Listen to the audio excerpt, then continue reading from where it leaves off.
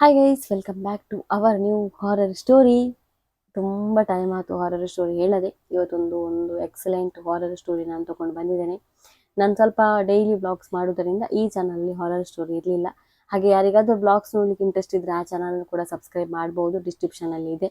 ಇವತ್ತು ನಾವು ಒಂದು ಬೆಸ್ಟ್ ಹಾರರ್ ಸ್ಟೋರಿಯನ್ನು ನೋಡುವ. ಎಲ್ಲರೂ ಕೇಳಿ, ಇನ್ನು ಡಿಲೇ ಮಾಡೋದು ಬೇಡ. ನಾವು ಲೆಟ್ಸ್ ಸ್ಟಾರ್ಟ್ ದ ವಿಡಿಯೋ.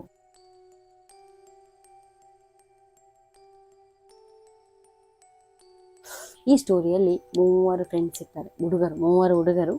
ಯಾರೆಲ್ಲ ಅಂತ ಹೇಳಿದರೆ ಮಹೇಶ್, ಮನ್ವಿತ್, ಅಶೋಕ್. ಇವರು ಮೂವರು ಕಾಲೇಜಿನಿಂದ ಫ್ರೆಂಡ್ಸ್. ಒಟ್ಟಿಗೆ ಕಾಲೇಜಲ್ಲಿ ಕೂಡ ಫ್ರೆಂಡ್ಸ್ ಇರ್ತಾರೆ.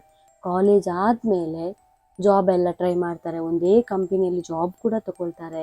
ಹಾಗೆ ಒಂದು ಆರಾಮದಲ್ಲಿ ಒಂದು ಓಲ್ಡ್ ಅಪಾರ್ಟ್ಮೆಂಟಲ್ಲಿ 3 ಜನ ಆರಾಮದಲ್ಲಿ ಇರ್ತಾರೆ. ಎಷ್ಟು ಫ್ರೆಂಡ್ಸ್ ಅಂತ ಹೇಳಿದರೆ ಒಟ್ಟಿಗೆ ತಿರುಗುವುದು, ಲೇಟ್ ನೈಟ್ ತಿರುಗುವುದು, ಮತ್ತು ಸ್ವಲ್ಪ ಸ್ವಲ್ಪ ಡ್ರಿಂಕ್ಸ್ ಕೂಡ ಮಾಡ್ತಾರೆ ಅವರು. ಅದರಲ್ಲಿ ಮಹೇಶ್ ತುಂಬ ಹೆವಿ ಮಾಡ್ತಾ ಇದ್ದ, ಬಾಕಿ ಕೂಡ ಸ್ವಲ್ಪ ಸ್ವಲ್ಪ ಮಾಡ್ತಾಯಿದ್ರು. ಒಟ್ಟಿಗೆ ತಿರುಗುವುದು, ಒಂದು ನೈಟ್ ಕ್ಯಾಂಪಿಂಗ್ ಮಾಡುವುದು, ಒಂದು ಯಾವುದೇ ವಿಷಯವನ್ನು ಶೇರ್ ಮಾಡಿಕೊಳ್ಳೋದು, ಎಲ್ಲ ಒಟ್ಟಿಗೆ. ಮನೆ ಹೋಗುವ ನೆನಪೇ ಇರಲಿಲ್ಲ ಅವರಿಗೆ, ಅಷ್ಟೊಂದು ಕ್ಲೋಸು. ಈ ಬೇರೆ ಏನು ಬೇಡ ಇರಲಿಲ್ಲ. ಹಾಗೆ ಮನೆ ನಿಜವಾಗಿ ನೋಡಬೇಕಾದ್ರೆ ಉಂಟಲ್ಲ, ಅವರದ್ದು ಮನೆ ತುಂಬ ದೂರ ಇರಲಿಲ್ಲ, ಆ ಸಿಟಿಯಲ್ಲೇ ಇತ್ತು. ಆದರೂ ಇವರು ನಾವು ಫ್ರೆಂಡ್ಸ್ ಒಟ್ಟಿಗೆ ಇರ್ತೇವೆ ಅಂತೇಳಿ ಒಂದು ಅಪಾರ್ಟ್ಮೆಂಟಲ್ಲಿ ಇರ್ತಾರೆ. ಹಾಗೆ ಜಾಲಿಯಲ್ಲಿದ್ದರು. ಹೀಗೆ ಇರುವಾಗ ಅದರಲ್ಲಿ ಮಹೇಶಿಗೆ ಗರ್ಲ್ ಫ್ರೆಂಡ್ ಇತ್ತು, ಇವರಿಬ್ಬರಿಗೆ ಇರಲಿಲ್ಲ. ಹೀಗೆ ಒಳ್ಳೆದರಲ್ಲಿ ಇದ್ದರು. ಇರುವಾಗ ನಮ್ಮ ಮಹೇಶನ ನಾನು ಹೇಳಿದೆ ಈಗ ಗರ್ಲ್ ಫ್ರೆಂಡ್ ಇಲ್ಲ ಅಂತೇಳಿ. ಅವಳು ಒಂದು ದಿವಸ ಹೇಳ್ತಾಳೆ ಏನಂದರೆ, ನಾವು ಒಂದು ಸ್ವಲ್ಪ ಲಾಂಗ್ ಡ್ರೈವ್ ಹೋಗಿ ಬರುವ ಅಂತ ಹೇಳ್ತಾಳೆ. ಹಾಗೆ ಇವನು ಫ್ರೆಂಡ್ಸಿಗೆಲ್ಲ ಟಾಟಾ ಬಾಯಿ ಹೇಳಿಕೊಂಡು ಅಲ್ಲಿಂದ ಕಾರ್ ಎತ್ಕೊಂಡು ಹೊರಡ್ತಾನೆ. ಕಾರ್ ಇತ್ತು ಅವ್ರ ಹತ್ರ, ಒಂದೇ ಕಾರ್ ಇದ್ದದ್ದು. 3 ಜನ ಅವರಿಗೆ ಯಾವಾಗ ಬೇಕು ಕೊಂಡೋಗ್ತಿದ್ರು, ಮತ್ತು 3 ಜನ ಕೂಡ ಒಟ್ಟಿಗೆ ಹೋಗ್ತಾಯಿದ್ರು, ಆ ಟೈಪು. ಹಾಗೆ ಹೊರಡ್ತಾರೆ. ಇವನು ಹೊರಡ್ತಾನೆ, ಮಹೇಶ್ ಹೊರಟಿ ಹೋಗ್ತಾನೆ. ಸೀದಾ ಹೋಗಿ ಗರ್ಲ್ ಫ್ರೆಂಡನ್ನು ಮೀಟ್ ಆಗ್ತಾನೆ. ಆಮೇಲೆ ಅವರು ಲಾಂಗ್ ಡ್ರೈವ್ ಕೂಡ ಹೋಗ್ತಾರೆ. ಅಲ್ಲಿಂದ ಇಲ್ಲಿ ಎಲ್ಲ ತಿನ್ಕೊಂಡು ಎಲ್ಲ ರಿಟರ್ನ್ ಬಂದು ಅವಳನ್ನು ಮನೆಗೆ ಮುಟ್ಟಿಸಿ ಹಾಗೆ ಒಂದು ರಿಟರ್ನ್ ಬರುವಾಗ ಗಂಟೆ 1 ಆಗಿರ್ತದೆ ಆಯಿತಾ. 1 ಆಗುವಾಗ ಮೇಯ್ನ್ ರೋಡಲ್ಲಿ ತುಂಬ ಒಂದು ಅಂತೇಳೋದು, ಎಷ್ಟು ಬೇಗ ಹೋದರೂ ಅಲ್ಲಲ್ಲಿ ಜನ ಇರ್ತಾರೆ, ಸಿಟಿಯಲ್ಲಿ ಟ್ರಾಫಿಕ್ ಇರ್ತದೆ. ನಾನು ಬೇಗ ಹೋಗಬೇಕಲ್ಲ ಅಂತೇಳಿ ಅವನು ಇನ್ನೊಂದು ಶಾರ್ಟ್ ಕಟ್ ಇರ್ತದೆ, ಅಲ್ಲಿ ಎಷ್ಟು ಜನ ಹೋಗಲ್ಲ. ಹಾಗಾಗಿ ಅವನು ಶಾರ್ಟ್ ಕಟ್ ಡಿಸೈಡ್ ಮಾಡ್ತಾನೆ, ನಾನು ಅಲ್ಲಿಂದಲೇ ಹೋಗ್ತೇನೆ ಅಂತೇಳಿ. ಸರಿ ಅಂತ ಗಾಡಿ ತಗೊಂಡು ಸ್ಟಾರ್ಟ್ ಮಾಡ್ತಾನೆ, ಹೋಗುವಾಗ ಹೋಗ್ತಾ ಇರ್ತಾನೆ. ಹೋಗುವಾಗ ಅಲ್ಲಿ ಎಲ್ಲ ಕಾಡು, ದೊಡ್ಡ ದೊಡ್ಡ ಮರಗಳು, ಕಾರ್ ಅಷ್ಟೇ, ಬೇರೆ ಯಾವ ವೆಹಿಕಲ್ ಕೂಡ ಇರುವುದಿಲ್ಲ. ಅವನು ಮುಂದೆ ಮೋಮೋ ಹಾಕ್ತಾ ಇರ್ತಾನೆ. ಆವಾಗ ಸಡನ್ ಇವನ ಗಾಡಿಗೆ ಒಂದು ಯಾರೋ ಎದುರುಗಡೆ ಬಂದು ಬಿದ್ದಾಗ್ತದೆ. ಒಮ್ಮೆಲೆ ಬ್ರೇಕ್ ಹಾಕ್ತಾನೆ. ಬ್ರೇಕ್ ಹಾಕಿ ಎದ್ದು ನೋಡ್ತಾನೆ, ಯಾರಿಗಾದ್ರೂ ಏನಾದರೂ ಆಯ್ತಾ ಅಂತ. ಯಾರು ಕಾಣ್ತಾ ಇರಲ್ಲ. ಗಾಡಿದು ಬಾಗಿಲು ತೆಗಿತಾನೆ, ಬಂದೆಲ್ಲ ನೋಡ್ತಾನೆ, ಯಾರಿಗೇನೋ ಏನಾಗಿದೆ ಅಂತ. ನೋಡುವಾಗ ಅಲ್ಲಿ ಯಾರು ಇರಲಿಲ್ಲ. ಏನು ಅಂತೇಳಿ ಟೆನ್ಷನ್ ಮಾಡ್ತಾನೆ. ಹತ್ತಿರ ಎಲ್ಲ ನೋಡ್ತಾನೆ, ಆ ಪೊದೆ ಎಲ್ಲ ಉಂಟಲ್ಲ ಅಲ್ಲಿ ಬದಿಗಳು, ಅದರಲ್ಲೊಂದು ಅಲ್ಲಾಡ್ತಾ ಇರ್ತದೆ. ಇವನಿಗೆ ಭಯ ಆಗ್ತದೆ ಮನಸ್ಸಲ್ಲಿ. ಸೀದಾ ಓಡಿಕೊಂಡು ಬರ್ತಾನೆ, ಗಾಡಿ ತೆಗಿತಾನೆ, ಸ್ಟಾರ್ಟ್ ಮಾಡ್ತಾನೆ ಗಾಡಿ. ಅಲ್ಲಿಂದ ಸ್ಪೀಡ್ ಹೋಗ್ತಾನೆ. ಆದರೆ ಅಲ್ಲಿಂದ ಬಂದಮೇಲೆ ಅವನ ಹೋಗ್ತಾ ಇರ್ತಾನಲ್ಲ, ಅವನ ತಲೆಯಲ್ಲಿ ಯಾರೋ ಈ ಗಾಡಿಯಲ್ಲಿ ಇದ್ದಾರೆ ಅನ್ನೋ ಫೀಲಿಂಗ್ ಆಯ್ತು ಅವನ ತಲೆಯಲ್ಲಿ. ಸೀದಾ ಬರ್ತಾನೆ, ಫ್ಲ್ಯಾಟ್ ಹತ್ರ ಬರ್ತಾನೆ, ಗಾಡಿಯಿಂದ ಇಳಿತಾನೆ. ಗಾಡಿಯಿಂದ ಇಳುವಾಗ ನೋಡ್ತಾನೆ, ಅವರ ಫ್ಲ್ಯಾಟಿನ ಎದುರುಗಡೆ ಅಪೋಸಿಟ್ ಮಾರ್ಗದ ಆಚೆ ಅವನು ಒಂದು ಹೆಂಗಸು ವೈಟ್ ಕಲರ್ ಸಾರಿ ಉಟ್ಟು ಹೀಗೆ ನಿಂತಿದೆ. ಇವನನ್ನೇ ಅಬ್ಸರ್ವ್ ಮಾಡ್ತಾ ಉಂಟು. ಇವನಿಗೆ ಒಂಥರ ಆಗ್ತದೆ, ನಾನು ಸ್ವಲ್ಪ ಕುಡ್ದದೇನೋ ಜಾಸ್ತಿ ಆಯಿತಾ ಅಂತ ಹೇಳ್ಕೊಳ್ತಾನೆ. ಅಂದರೆ ಅವನು ಸ್ವಲ್ಪ ಡ್ರಿಂಕ್ಸ್ ಕೂಡ ಮಾಡ್ತಾನೆ, ನಾನು ಹೇಳಿದೆ. ಅಂದರೆ ನಶೆ ಇರ್ತದಲ್ಲ, ಅದೇನಾದರೂ ಆಗ್ತಾ ಉಂಟಾ ಅಂತ. ಅದು ಕೂಡ ಒಂದು ಥಿಂಕ್ ಮಾಡ್ತಾನೆ, ನಿದ್ದೆ ಕಡಿಮೆ ಇಲ್ಲದೆ ಆಗಿರ್ಬೋದು ಅಂತ. ಸೀದಾ ಕೀ ತೊಗೊಂಡು ಸೀದಾ ಬರ್ತಾನೆ. ಬಂದು ರಪ ರಪ ಒಳಗೆ ಹೋಗ್ತಾನೆ, ಲಿಫ್ಟಿಗೆ ಹತ್ತಾನೆ. ಅವರ ಲಿಫ್ಟ್ ಹೇಗಿತ್ತು ಗೊತ್ತಾ, ಅದು ಓಲ್ಡ್ ಫ್ಲ್ಯಾಟ್. ಹಾಗಾಗಿ ಲಿಫ್ಟ್ ಅದೊಂಥರ ಈ ರೀತಿ ಜೈಲು ಟೈಪ್ ಇರ್ತದೆ, ಗೊತ್ತಿರ್ಬೋದು ನಿಮ್ಗೆ. ಆ ರೀತಿ ಲಿಫ್ಟಲ್ಲಿ ಒಳಗೆ ಹೋಗುವಾಗ ಆ ಜಾಲಿಯ ಆ ಕಡೆ ಆ ಹೆಂಗಸು ಪುನಃ ಅವನಿಗೆ ಕಾಣ್ತದೆ. ಅಲ್ಲಿಂದ ಕೂಡ ನೋಡ್ತಾನೆ, ಬೆವರ್ತದೆ ಅವನಿಗೆ. ಇದೆಲ್ಲ ಮಾಡ್ಕೊಂಡು ಸೀದಾ ರೂಮಿಗೆ ಹೋಗ್ತಾನೆ. ರೂಮಿಗೆ ಹೋಗುವಾಗ ಮನ್ವಿತ್ ಮತ್ತು ಅಶೋಕ್ ಇಬ್ಬರು ತಮಾಷೆ ಮಾತಾಡ್ಕೊಂಡು ಏನೆಲ್ಲ ಮಾತಾಡ್ಕೊಂಡಿರ್ತಾರೆ. ಇವನು ಬರ್ತಾನೆ, ಏನೋ ಗರ್ಲ್ ಫ್ರೆಂಡ್ ಸಿಕ್ಕಿದ್ಯಾ ಹಾಗೆ ತಮಾಷೆ ಮಾಡ್ತಾನೆ. ಇವನು ಸುಮ್ಮನೆ ಒಂಥರ ಬೆವರಿಡ್ತಾನೆ. ಸುಮ್ಮನೆ ಅಲ್ಲ ಹೀಗೆ ಕೂತ್ಕೊಂಡು ಹೀಗೆ ಮಾಡ್ತಿರ್ತಾರೆ. ಅವರು ಏನಾಯಿತು ಅಂತ ಹೀಗೆಲ್ಲ ಕೇಳ್ತಾರೆ. ಇವನು ಏನಿಲ್ಲ ಅಂತ ಹೇಳ್ತಾರೆ. ಸರಿ, ಅದಕ್ಕೆ ನೀನೇನು ಟೆನ್ಷನ್ ಮಾಡ್ತಿದ್ದೆ, ಏನಿಲ್ಲ ಅಂತ ಮಲ್ಕೊಳ್ತಾನೆ. ಮಲ್ಕೊಂಡಾದ್ಮೇಲೆ ನೆಕ್ಸ್ಟ್ ಡೇ ಮಾರ್ನಿಂಗ್ ಈ ಒಂದು ಮಹೇಶ್ ಇದ್ದಾನಲ್ಲ, ಅವನೊಂದು ಟೈಪ್ ಮಾಡ್ತಾ ಇದ್ದಾನೆ. ಅಂದರೆ ಇವರಿಬ್ಬರಿಗೆ ಗೊತ್ತಿಲ್ಲ ಅವನ ಮನಸ್ಸಲ್ಲಿ ಎಂಥ ಫೀಲಿಂಗ್ ಆಗ್ತದೆ ಎಂತ ಅಂತ. ಆದರೆ ಏನೇ ಇರಲಿ ಅವನು ಗಡಿ ಹೇಳೋದೊಂದೇ, ಅಲ್ಲಿ ಯಾರು ಇದ್ದಾರೆ, ಇಲ್ಲಿ ಯಾರು ಇದ್ದಾರೆ ಅಷ್ಟೇ ಹೇಳುದು. ಇವರ ಜೊತೆಗೆ ಕೆಲಸಕ್ಕೆ ಹೋಗ್ತಾನೆ, ಕೆಲಸ ಮಾಡ್ತಾ ಇರ್ತಾನೆ, ತುಂಬ ಡಿಸ್ಟರ್ಬ್ ಆಗ್ತಾನೆ, ಸಿಸ್ಟಮ್ ಅಲ್ಲೇ ಬಿಡ್ತಾನೆ, ಹೊರಗಡೆ ಕಾಫಿ ಕುಡಿತಾನೆ, ಬಾರಿಗೆ ಹೋಗ್ತಾನೆ, ಹೆವಿ ಸ್ವಲ್ಪ ಡ್ರಿಂಕ್ಸ್ ಮಾಡ್ತಾನೆ. ಆದರೂ ಕೂಡ ಅವನಿಗೆ ಅದೊಂದು ಫೀಲಿಂಗ್ ಹೋಗ್ತಾನೆ ಇಲ್ಲ. ಇಲ್ಲಿ ಕೂಡ ಒಂದೇ ಹೇಳುದು ಅವರ ಹತ್ರ, ಇಲ್ಲಿ ಯಾರು ಇದ್ದಾಳೆ, ಎಲ್ಲೋ ಯಾರು ಇದ್ದಾರಾ ಅಂಥದ್ದು ಹೇಳ್ತಾ ಇರ್ತಾನೆ. ಇವರಿಗೆ ಕೂಡ ಟೆನ್ಷನ್ ಆಗಿದೆ, ಇವನಿಗೆ ಏನು ಹೀಗೆ ಮಾಡ್ತಿದ್ದಾನೆ. ಇವರ ಹತ್ರ ಹೇಳ್ತಾರೆ, ನೀನು ಸ್ವಲ್ಪ ಮನೆಗೆ ಹೋಗಿ ಬಾ ಅಂದರೆ, ಈಗ ಯಾರಿಗಾದ್ರೂ ಡಿಸ್ಟರ್ಬ್ ಆದರೆ ಫ್ರೆಂಡ್ಸ್ ಅದನ್ನೇ ಒಂದು ಸಜೆಸ್ಟ್ ಮಾಡ್ತಾರೆ, ನೀನು ಹೋಗಿ ಬಾ, 1-2 ದಿನ ರಜೆ ತಗೋ, ನೀನು ಮತ್ತೆ ಬಾ ಅಂತೇಳಿ. ಇವನು ಹೋಗ್ತಾನೆ ಸರಿ ಅಂತೇಳಿ ಅವತ್ತು ಜಾಬ್ ಆದಮೇಲೆ ಹೋಗ್ತಾನೆ ಕಾರಲ್ಲಿ. ಇವರು ಅವರಷ್ಟೇ ಮಾತಾಡಿಕೊಂಡು ತಿಂಡಿ ಎಲ್ಲ ಅಡಿಗೆ ಎಲ್ಲ ಮಾಡಿಕೊಂಡು ತಿಂತಾ ಇರ್ತಾನೆ. ಇವನು ಕಾರಲ್ಲಿ ಹೊರಡ್ತಾನೆ. ಅಷ್ಟೇ 2:30-3 ಗಂಟೆ ಆಗುವಾಗ ಇಲ್ಲಿ ಮನ್ವಿತಿನ ಮೊಬೈಲ್ ರಿಂಗ್ ಆಗ್ತಾ ಉಂಟು ಒಂದೇ ಸಮಯ. ಇವನು ಎತ್ತುತ್ತಾನೆ, ನಿದ್ದೆ ಕಣ್ಣಲ್ಲಿ ಹೆಲೋ ಯಾರು ಅಂತ ಕೇಳ್ತಾನೆ. ಆಗ ಅಲ್ಲಿಂದ ಕೂಗುವ ಸದ್ದು ಕೇಳ್ತಾರೆ. ಇವನು ಕೂಗುವ ಶಬ್ದಗಳು ಅವನಿಗೆ ಒಂಥರ ಆಗ್ತದೆ. ಎದ್ದು ಹೀಗೆಲ್ಲ ಮಾಡಿ ಯಾರು ಏನಾಯ್ತು ಅಂತ ಕೇಳ್ತಾನೆ. ಆವಾಗ ಅಲ್ಲಿಂದ ಒಂದೇ ಒಂದು ಅಳುತ್ತಾ ಏನು ಹೇಳ್ತಾರೆ ಅಂತ ಹೇಳಿದ್ರೆ, ಮಹೇಶ್ ತೀರಿ ಹೋದ ಅಂತ ಹೇಳಿ ಒಂದು ಸುದ್ದಿ ಕೇಳ್ತಾರೆ. ಇವನಿಗೆ ಒಮ್ಮೆಲೆ ಮೊಬೈಲ್ ಕೆಳಗೆ ಬೀಳ್ತಾರೆ, ಗೆದ್ದು ಇವನನ್ನೇ ಎಬ್ಬಿಸ್ತಾನೆ. ಅಶೋಕ್ ನನಗೆ ಹೇಳು ಅಂತ ಇವನು ಹೇಳ್ತಾರೆ. ಏನಾಯ್ತು ಅಂತ ಕೇಳ್ತಾನೆ. ಹೀಗೆ ಎಂತ ವಿಷಯ ಅಂತ ಹೇಳಿ ಹೊರಗಡೆ ಬರ್ತಾರೆ. ಕಾರವನ್ನು ತಗೊಂಡೋಗಿರ್ತಾನೆ, ಬೈಕ್ ಇರ್ತದೆ ಯಾರ್ದು ಫ್ರೆಂಡ್ಸಿದು, ಅದನ್ನು ಎತ್ಕೊಂಡು ಇಬ್ರು ಸೀದಾ ಮಹೇಶನ ಮನೆಗೆ ಹೋಗ್ತಾರೆ. ಮಹೇಶನ ಮನೆಗೆ ಹೋಗುವಾಗ ಮಹೇಶಿಂದು ಡೆಡ್ ಬಾಡಿ ಅಲ್ಲಿ ಮಲಗಿಸಿರ್ತಾರೆ. ಎಲ್ಲ ಕೂಗ್ತಾ ಇರ್ತಾರೆ. ಅವನು ಅಲ್ಲಿ ಹೋಗಿ ಎಂತಾಯ್ತು ಏನು ವಿಷಯ ಎಲ್ಲ ಕೇಳ್ತಾನೆ. ನೋಡುವಾಗ ಎಂತಾಯ್ತು ಅಂತ ಹೇಳಿದರೆ, ಮಹೇಶ್ಗೆ ಅವನ ಮನೆಗೆ ಬರುವಾಗಲೇ ರೋಡಲ್ಲಿ ಎಂತಾಯ್ತು ಅಂತ ಗೊತ್ತಿಲ್ಲ, ಒಟ್ರಾಸಿ ರೋಡಲ್ಲಿ ಅವನು ಒಂದು ಗುದ್ದಿ ಆಕ್ಸಿಡೆಂಟ್ ಆಗೋ ಟೈಪಲ್ಲಿ ಅವನ ಸ್ಥಿತಿಯಲ್ಲಿ ಇತ್ತು ಗಾಡಿ. ಹಾಗೆ ಅವನ ಡೆತ್ ಆಗಿದೆ ಅಂತ ವಿಷಯ ಮನೆಯವರಿಗೆ ಸಿಕ್ಕಿತು. ಆಮೇಲೆ ಬಾಡಿ ಪೋಸ್ಟ್ ಮಾರ್ಟಮ್ಗೆಲ್ಲ ಹೋಗಿ ಇವರಿಗೆ ಡೆಡ್ ಬಾಡಿ ಸಿಕ್ಕಿದೆ ಹಾಗೆಲ್ಲ ಹೇಳ್ತಾರೆ. ಸೊ ಇವರು ಎಲ್ಲ ಕೂಗ್ತಾ ಇರ್ತಾರೆ ಕೂತ್ಕೊಂಡು. ಇವರಿಬ್ಬರು ಕೂಡ ಫ್ರೆಂಡ್ಸ್ ಹೀಗೆ ಮಾಡ್ತಾ ಇರ್ತಾರೆ, ಎಂತಾಯ್ತು ಇವನಿಗೆ ಹಾಗೆ ಹೀಗೆ ಅಂತ. ಅದರಲ್ಲಿ ಅಶೋಕ್ ಹೇಳ್ತಾನೆ, ಅವನು ಡ್ರಿಂಕ್ಸ್ ಮ್ಯಾನ್, ಸ್ವಲ್ಪ ಕುಡಿತಾ ಇದ್ದ. ಅಂದಾಜು ಅಲ್ಲಿ ನಮ್ಮ ಹತ್ರ ಹೇಳಿ ಹೊರಡುವಾಗ ಸ್ವಲ್ಪ ಟೆನ್ಷನಲ್ಲಿ ಇದ್ದಲ್ಲ, ಕುಡ್ದೇ ಹೋಗಿರ್ಬೇಕು, ಅದೇ ಅವನಿಗೆ ಹೀಗೆ ಆದದಂತ ಹೇಳ್ತಾರೆ. ಇವನು ಕೂಡ ತಲೆ ಅಲ್ಲಾಡ್ತಾನೆ, ಮನ್ವಿತ್ ಕೂಡ ಆಗಿರ್ಬೋದಂತ. ಆದರೂ ಕೂಡ ತನ್ನ ಒಂದು ಜಿಗ್ರಿ ದೋಸ್ತನ್ನು ಕಳೆದುಕೊಂಡ್ರೆ ಹೇಗೆ ಆಗಬೇಡ, ಎಲ್ಲ ಅಳ್ತಾ ಇರ್ತಾರೆ. ಅಪ್ಪ ಅಮ್ಮ ಅವರೆಲ್ಲ ಕುಟುಂಬದವರೆಲ್ಲ ಅಳ್ತಾ ಇರ್ತಾರೆ. ಆಮೇಲೆ ಅವನ ಒಂದು ಫ್ಯೂನರಲ್ ಎಲ್ಲ ನಡೀತದೆ. ಆಮೇಲೆ ಇವರಿಬ್ಬರು ಅಲ್ಲಿಂದ ಹೊರಡುವಾಗ ಅವನ ಅಪ್ಪ ಅಲ್ಲಿ ನಿಂತಿರ್ತಾರೆ, ಮಹೇಶಿದ್ದು. ಇವರು ಕೇಳ್ತಾರೆ, ಅಂಕಲ್ ಏನಾದಂತೆ ಅಂತ. ಅದಕ್ಕೆ ಇವರು ಹೇಳ್ತಾರೆ, ಏನಂತ ಹೇಳಿ ಮರೆ, ಆಕ್ಸಿಡೆಂಟ್ ಆದದಂತ ಒಂದು ಗೊತ್ತು ನನಗೆ ಅಷ್ಟೇ. ಈಗ ಒಂದು ಪೋಸ್ಟ್ ಮಾರ್ಟಮ್ ಅಲ್ಲಿ ಹೇಳ್ತಾ ಇದ್ದಾರೆ ಏನಂತ ಹೇಳಿದ್ರೆ, ಡ್ರಿಂಕ್ಸ್ ಕೂಡ ಅವನ ಮಾಡಲಿಲ್ಲ, ಅವನ ಬಾಡಿಯಲ್ಲಿ ಸ್ವಲ್ಪ ಕೂಡ ಆಲ್ಕೋಹಾಲ್ ಸಿಗಲಿಲ್ಲ ಅಂತ ಹೇಳ್ತಾ ಇದ್ದಾರೆ ಅಂತ. ಆಗ ಇವರಿಬ್ಬರಿಗೂ ಶಾಕ್ ಆಗ್ತದೆ. ಮತ್ತೆ ಇವರು ಮುಖ ನೋಡ್ತಾರೆ, ಏನು ಮಾತಾಡಲ್ಲ, ಸೀದಾ ಅಲ್ಲಿಂದ ಬರ್ತಾರೆ. ಅಲ್ಲಿಂದ ಒಂದು ಹೊರಡುವಾಗ ಸಾಯಂಕಾಲ ಒಂದು 3 ಗಂಟೆ ಆಗಿರ್ಬೋದು. ಸೀದಾ ಬಂದವರು ಉಂಟಲ್ಲ, ಆ ಒಂದು ಮಹೇಶಿನ ಆಕ್ಸಿಡೆಂಟ್ ಆದ ಒಂದು ಜಾಗ ಉಂಟು, ಆ ಆಕ್ಸಿಡೆಂಟ್ ಆದ ಜಾಗದಲ್ಲಿ ಕಾರೆಲ್ಲ ಅಲ್ಲೇ ಇರ್ತದಲ್ಲ, ಅಲ್ಲಿ ಬರ್ತಾರೆ ಅವರು. ಬಂದು ಅಲ್ಲೇ ನಿಂತ್ಕೊಂಡು ಅಲ್ಲೇ ನೋಡ್ತಾರೆ, ಕಾರನ್ನೆಲ್ಲ ನೋಡಿ ಅಲ್ಲೇ ಕಾರ್ನ ಹಿಂದುಗಡೆ ಒಂದು ಪಾರ್ಕ್ ಇರ್ತದೆ.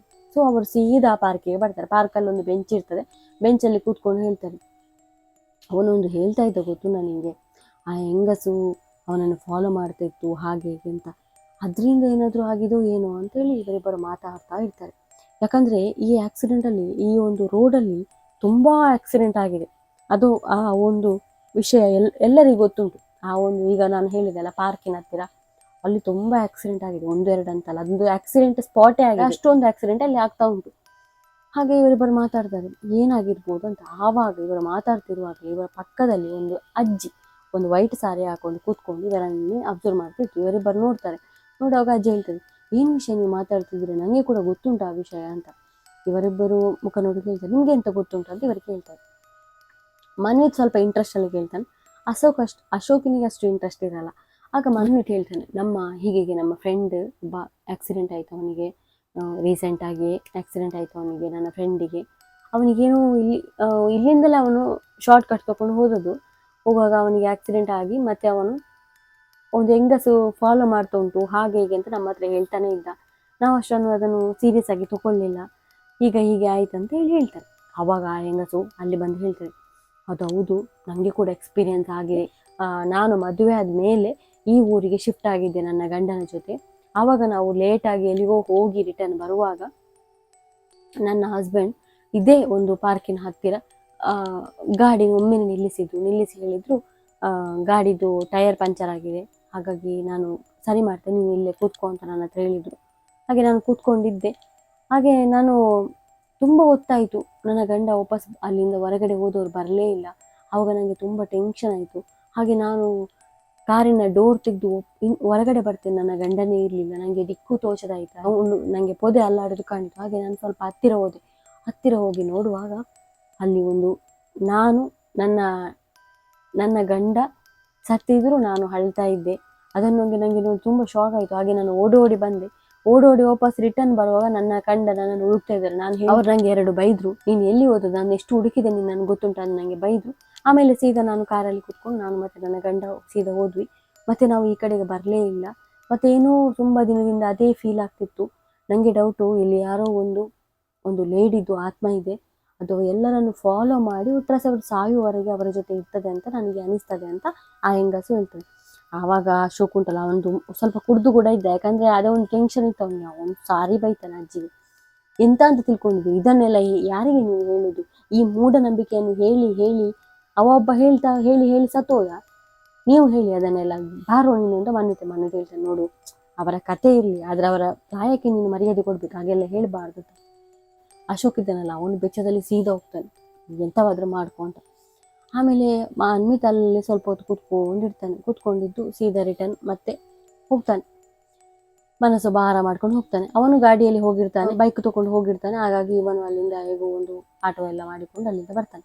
ಬಂದು ಅವನು ಫ್ಲ್ಯಾಟ್ ಹತ್ರ ಬಂದು ರೋಡ್ ಕ್ರಾಸ್ ಮಾಡುವಾಗ ಅವನಿಗೆ ಒಂದು ಲೇಡಿ ಅವನು ರೋಡು ಆಚೆ ನಿಂತ್ಕೊಂಡು ವೈಟ್ ಸಾರಿದ್ದು ಇವನನ್ನೇ ನೋಡುವಾಗೆ ಫೀಲ್ ಆಗ್ತದೆ. ಇವನು ನೋಡ್ತಾನೆ, ಸೀದಾ ಕ್ಯಾರ್ ಮಾಡೋದಿಲ್ಲ, ಸೀದಾ ಒಳಗೆ ಹೋಗ್ತಾನೆ.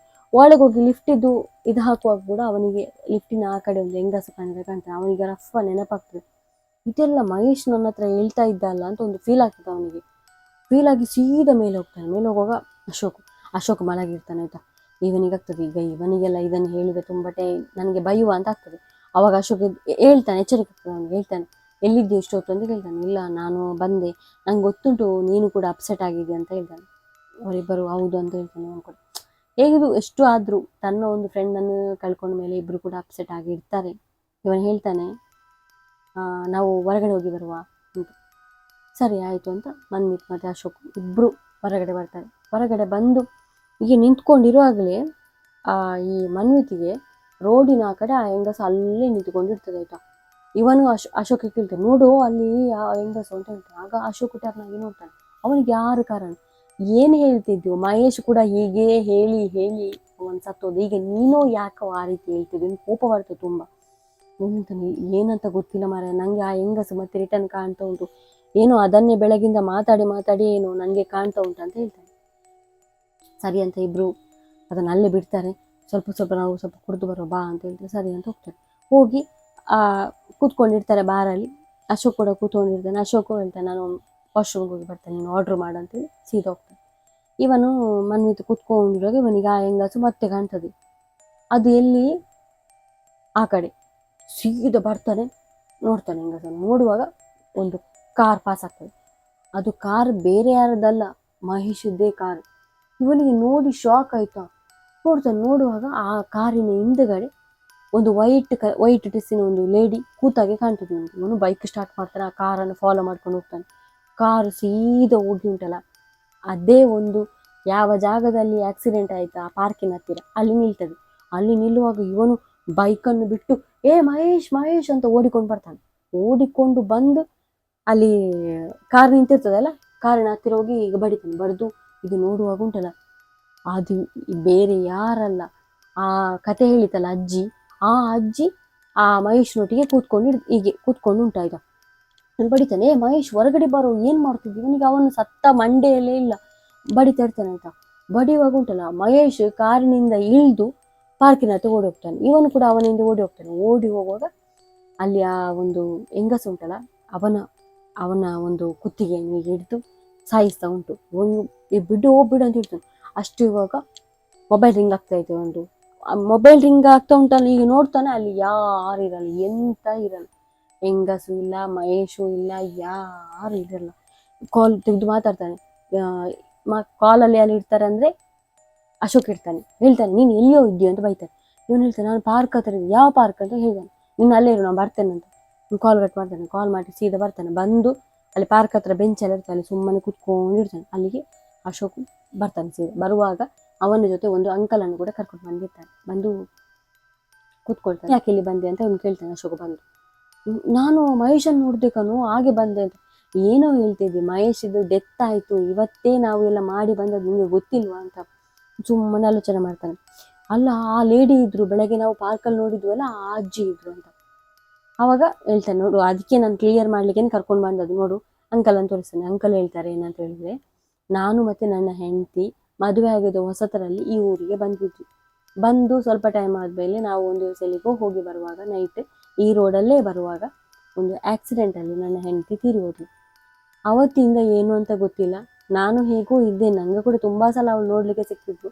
ಆದರೆ ತುಂಬ ಜನರಿಗೆ ಅವಳು ನೋಡಲಿಕ್ಕೆ ಸಿಗ್ತಾಳೆ, ಆಮೇಲೆ ಅವರ ಡೆತ್ ಆಗ್ತದೆ.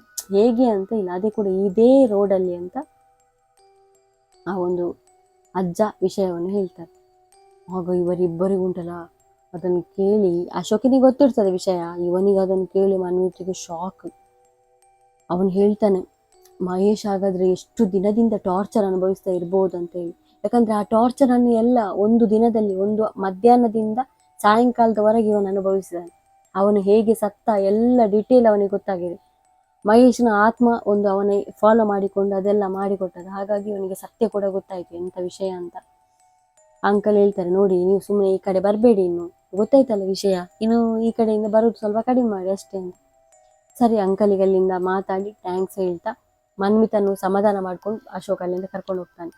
ಅಶೋಕ್ ಹೇಳ್ತಾನೆ, ನೋಡು ನಾನು ಇದನ್ನೆಲ್ಲ ನಂಬುವವನಲ್ಲ, ಆದರೆ ನೋಡುವಾಗ ಕೇಳುವಾಗ ಇದನ್ನು ನಂಬಲೇಬೇಕಾಗ್ತದೆ. ಇರಲಿ ಬಿಡು, ನಮ್ಮ ಮಹೇಶ್ಗೆ ಹೇಗೂ ಹೋದ, ಅವನ ಆತ್ಮಕ್ಕೆ ಶಾಂತಿ ಸಿಗಲಿ, ನಾವೇನು ಮಾಡೋಕ್ಕಾಗಲ್ಲ, ನಾವು ಒಟ್ಟಿಗೆ ಇದ್ದು ಒಂದು ಅವನಿಗೆ ಎಂತ ಮಾಡ್ಲಿಕ್ಕಾಗಲಿಲ್ಲಲ್ಲ ಅಂತ ಒಂದು ಫೀಲ್ ಆಗ್ತಾ ಉಂಟು ಅಂತ ಇಬ್ಬರು ಬೇಜಾರು ಮಾಡಿಕೊಂಡು ಅಲ್ಲಿಂದ ಸೀದಾ ತಮ್ಮ ಫ್ಲ್ಯಾಟಿನ ಹತ್ರ ಹೋಗ್ತಾರೆ. ಅವತ್ತಿನಿಂದ ಅವರು ಆ ಒಂದು ರೋಡು ಕಡೆನೇ ಬರುವುದಿಲ್ಲ, ಬೇರೆ ಅವರ ಮೇನ್ ರೋಡ್ ಉಂಟಲ್ಲ ಅಲ್ಲಿಂದಲೇ ಹೋಗ್ತಾ ಇದ್ರು. ಯಾಕಂದರೆ ಅಲ್ಲಿಂದ ಬಂದರೆ ಅವರಿಗೆ ಮತ್ತೆ ಆ ಹೆಂಗಸು ಕಾಣ್ಬೋದು ಅಂತ ಒಂದು ಟೆನ್ಷನ್. ಇಲ್ಲಾಂದರೆ ಮಹೇಶ್ ಅಷ್ಟು ದಿನದಿಂದ ನಮಗೆ ಹೇಳ್ತಾ ಇದ್ದ, ಹೀಗೆ ಕಾಣ್ತಾ ಉಂಟು, ನನಗೆ ಕಾಣ್ತಾ ಉಂಟು ಅಂತ. ಹಾಗೆ ಅವರು ಕೇರ್ಲೆಸ್ ಮಾಡಿ ಬೈತಾ ಇದ್ರು.